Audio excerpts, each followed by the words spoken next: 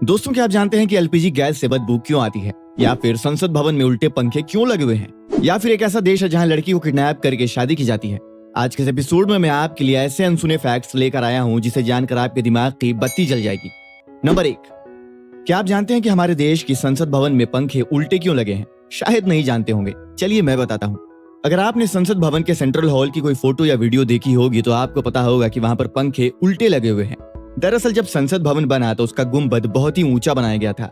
ऐसे में उस समय जब पंखे लगाने की बारी आई तो छत काफी ऊंची थी, जिसके कारण सीलिंग फैन लगाना बेहद मुश्किल हो रहा था। लंबे डंडे के जरिए भी पंखे लगाने की कोशिश की गई, लेकिन बात नहीं बनी। इसके बाद सेंट्रल हॉल की छत की ऊंचाई को ध्यान में रखते हुए अलग से खंबे लगाए गए, फिर उन पर उल्टे पंखे लगाए गए जिससे हॉल के कोने कोने तक हवा पहुंच सके। तब से ये पंखे इसी तरह से लगे हुए हैं। नंबर 2, शादी को एक पवित्र बंधन माना जाता है। अलग अलग धर्मों में शादी की अपनी अपनी मान्यताएं होती हैं, लेकिन क्या आपने कभी ऐसी परंपरा के बारे में सुना है जहां शादी करने के लिए लड़का अगर किसी लड़की को किडनैप कर ले तो यह अपराध नहीं माना जाता है? दरअसल इंडोनेशिया के सुम्बा नाम के टापू पर यह अजीबोगरीब परंपरा होती है। यहाँ अगर किसी पुरुष को कोई महिला पसंद आ जाती है तो वह उस महिला का अपहरण करने के बाद उससे शादी कर सकता है। इस प्रथा पर रोक लगाने के लिए लंबे अरसे से कोशिशें चल रही हैं। शादी की इस विवादित प्रथा को यहाँ काविन टांगकाप कहा जाता है। ये प्रथा कहां से शुरू हुई और इसकी शुरुआत कैसे हुई, इसे लेकर कई कहानियां प्रचलित हैं। नंबर 3, आमतौर पर एक इंसान 6 से 8 घंटे की नींद लेता है, लेकिन आजकल हम सभी देर रात तक जागते हैं और फिर ऑफिस में जाकर उबासी लेते हैं और कई बार तो सो भी जाते होंगे। और ऐसे में अगर आपके बॉस ने आपको देखा तो समझो लग गई क्लास।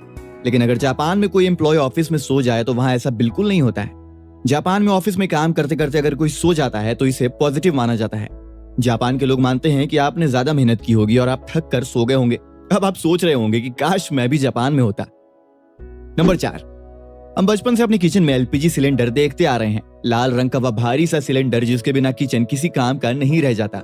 लेकिन क्या आपने कभी सोचा है कि एलपीजी गैस में इतनी बदबू क्यों आती है? आप शायद ये बात जानकर हैरान रह जाएं कि असल में एलपीजी गैस की कोई महक होती ही नहीं है, लेकिन फिर भी हमारे घरों की गैस में एक अलग ही स्तर की बदबू आती है। इसके पीछे एक बहुत बड़ी वजह है और ये वजह आपकी सुरक्षा से जुड़ी हुई है।